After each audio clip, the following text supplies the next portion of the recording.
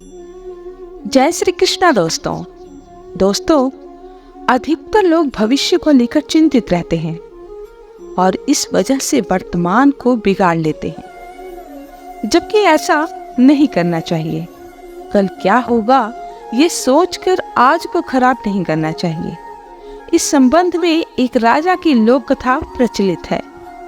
कथा के अनुसार पुराने समय में एक राजा के पास अपार धन संपदा थी, लेकिन फिर भी वो चिंतित रहता था।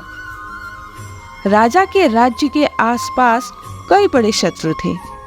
उन शत्रुओं की वजह से राजा को चिंता रहती थी कि कहीं किसी ने उसका वध कर दिया तो परिवार का पालन कैसे होगा, मेरी आगे की पीढ़ियां क्या करेंगी और उनका क्या होगा। भविष्य को लेकर राजा हमेशा परेशान रहता था। इस चिंता के निवारण के लिए वो अपने राज्य के विद्वान संत के पास पहुंचा। संत को राजा ने अपनी समस्या बताई। संत समझ गए कि राजा कल की चिंता के लिए आज ही उदास है या आज अपना खराब कर रहा है। संत ने राजा को एक बूढ़ी महिला का पता बताया और कहा कि राजन, यह महिला आपकी समस्या को हल कर सकती है, आप इससे जाकर जरूर मिलें। वह बूढ़ी महिला अकेली रहती है, उसके घर में कोई कमाने वाला नहीं है, आप कृपया उसे थोड़ा सा अनाज दे देना। राजा ने सोचा कि मैं उसके घर जा रहा हूं तो उसके लिए थोड़ा सा अनाज कैसे ले जा सकता हूं। मुझे बहुत सारा अन्न और धन लेकर जाना चाहिए। ऐसा सोचकर राजा अपने सेवक के साथ अनाज और स्वर्ण मुद्राएं लेकर बूढ़ी महिला की झोपड़ी में पहुंच गया। राजा ने वृद्ध महिला को प्रणाम किया और अपना परिचय बताया।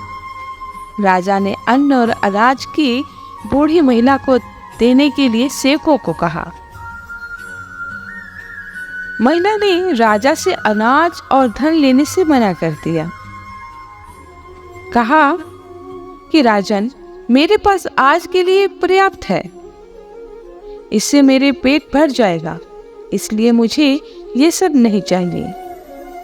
राजा ने कहा कि आपके पास आज का अन्न है, लेकिन ये अनाज और धन आपको कई दिनों तक काम आएगा, आपको किसी तरह की परेशानी का सामना नहीं करना पड़ेगा। महिला ने कहा कि राजन, मैं कल की चिंता नहीं करती, मुझे भगवान पर भरोसा है।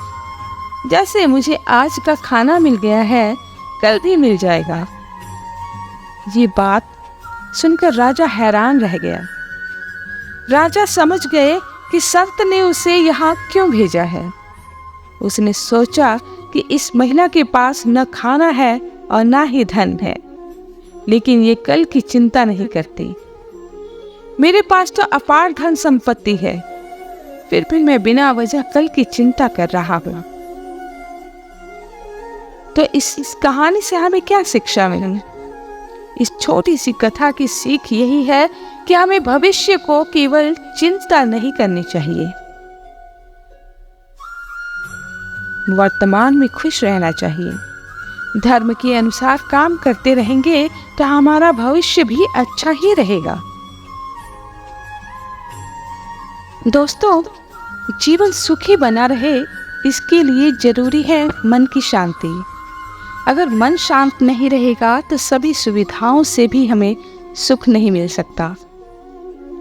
इस संबंध में एक लोक कथा प्रचलित है। इस कथा में एक राजा ने संत से मन को शांत करने का उपाय पूछा। जानिए संत ने राजा को कौन सा उपाय बताया। कथा के अनुसार एक राजा का साम्राज्य बहुत बड़ा था। उसके आसपास के सभी राज्य उसी के अधीन थे। उसके पास सुख सुविधाओं की कमी नहीं थी, लेकिन वो हर पल अशांत ही रहता था। राजा को समझ नहीं आ रहा था कि उसे शांति कैसे मिलेगी। एक दिन उसके राज्य में एक संत पहुंचे।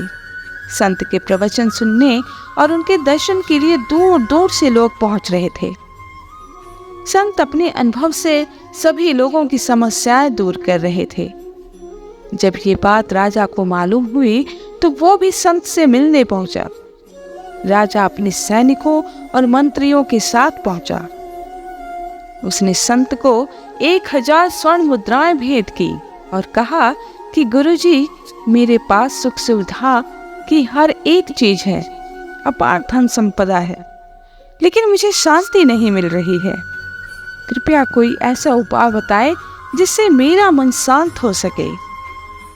विद्वान के साथ ज्ञानी थे। उन्होंने राजा से कहा कि आप ये मुद्राएं उठा लें, मैं गरीबों से दान नहीं लेता। वहां सभी मंत्री और सैनिक भी थे। संत की ये बात सुनकर सभी हैरान थे। राजा क्रोधित हो गया। उसने कहा कि मैं इस राज्य का राजा हूं, आप मुझे गरीब कैसे कह सकते हैं। संत ने कहा कि अगर आप राजा हैं तो मेरे पास क्यों आए हैं, मुझसे किस बात का आशीर्वाद चाहिए। राजा ने कहा, गुरुदेव, आपका आशीर्वाद मिल जाएगा तो मैं इस पूरे देश का राजा बन सकता हूँ। संत ने कहा कि राजन, आपके लालच का अंत नहीं है। आपके पास सब कुछ है, लेकिन अभी भी आप और पाना चाहते हैं। लालच से भरी इच्छाओं की वजह से ही आप और धन संपत्ति चाहते हैं, तो आप भी गरीब की तरह ही हैं। जब तक मन में लालच होगा तब तक आपका मन शांत नहीं हो सकता। शांति चाहिए तो सबसे पहले आपको लालच छोड़ना होगा। अपनी धन संपत्ति का उपयोग खुद पर नहीं, प्रजा के सुख के लिए करना होगा, तभी आपको शांति मिल सकती है। संत की ये बातें सुनकर राजा को अपनी गलती का एहसास हो गया। इसके बाद राजा का स्वभाव बदल गया और वो प्रजा पर अपना धन खर्च करने लगा।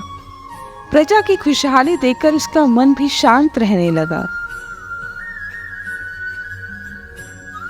आई होप ये मोटिवेशन वीडियो आपको पसंद आई होगी। अगर ये मोटिवेशन वीडियो आपको पसंद आई है तो अपने दोस्तों के साथ इसे शेयर जरूर कीजिएगा। और अगर आप हमारे चैनल पर नए आए हैं तो जाते जाते इस चैनल को सब्सक्राइब भी कीजिएगा। धन्यवाद।